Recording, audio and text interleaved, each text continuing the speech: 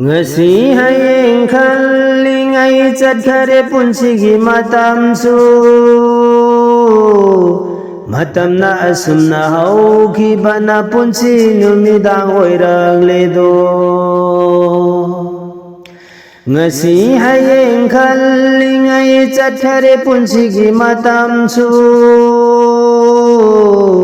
matamna asumna hauki bana punsi numidang oirang ledo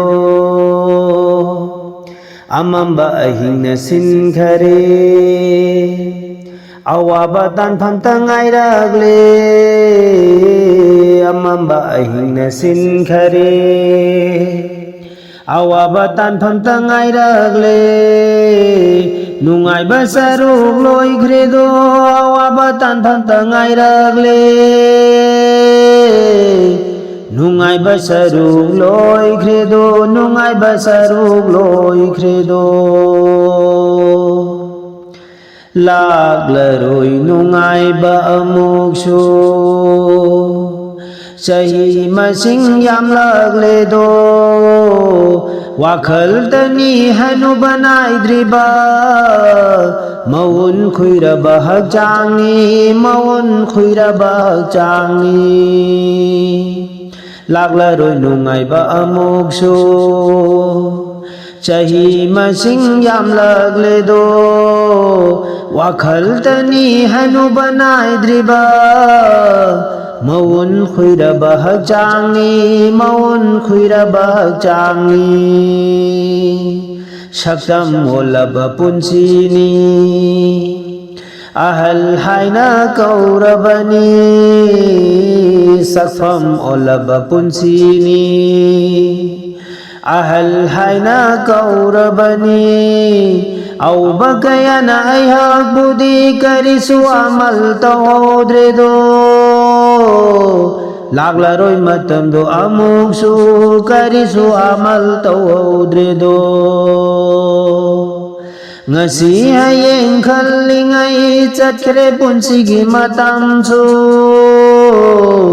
matamna asumna hauki bana punsi numidang oiragledo matamna asumna hauki bana punsi numidang oiragledo ahalgi matam oiraglabada tobabu toina taudraba amal bu tauge khandraba kangthon banda phamlaga Quran bu tilawat taudraba di hasar dahinglu bayaroida algi matam oiraglabada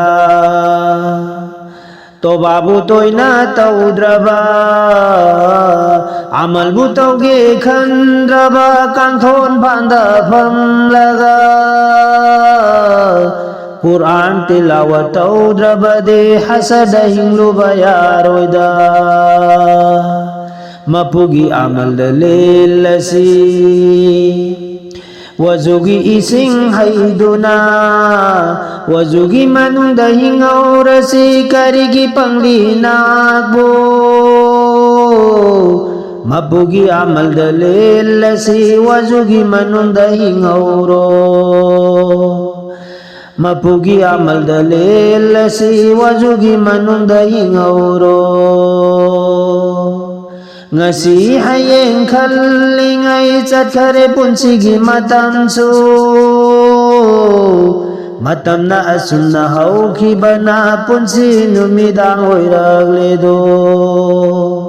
matamna asumna hauki bana punsi numidang oiragledo apang bajannat phangloi dauri hasargi khandaba mahaduna apang basingda challagani namaz da maibu onchillasi namaz da maibu onchillasi apang basingda challanganu apang bajannat phangloi dauri Jahasargi khandaba mahaktuna apangbasinda challagani namazda maibu onchillasi namazda maibu onchillasi zikar azkar daurasida namazda maibu onchillasi zikar azkar daurasida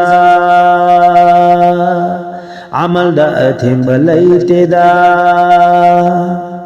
mapuna ya biragaloira banida amal da athim balaiteda mapuna ya biragaloira banida zikar azkari taurasida namaz da maibu onsilasi hasargi khandaba mahaduna apang basinda challagani hasargi khandaba mahaduna apang basinda challagani hasargi taumai shemlasi hasad puduna jannaba kabargi mangal oiruna banangi ibadat amal duna kabargi thaumai oirurani kabargi thaumai oirurani hasargi thaumai shemlasi hasad puduna jannaba kabargi mangal oiruna banangi ibadat amal duna kabargi thaumai oirurani kabargi thaumai oirurani mawat ki matam laktringai wakhal khallo nahakbu hasargi thaumai shemlasi hasad puduna jannaba ngasi hayeng khallingai chatkhare punsigi matamsu matamna sunna haukibana punsi numidang oiragledo matamna sunna haukibana punsi numidang oiragledo awaba tanpham tangai ragli nungai basaruk loi kharedo awaba tanpham tangai ragli nungai basaruk loi khare awaba tanpham tangai ragli nungai basaruk loi khare awaba tanpham tangai ragli nungai basaruk loi khredo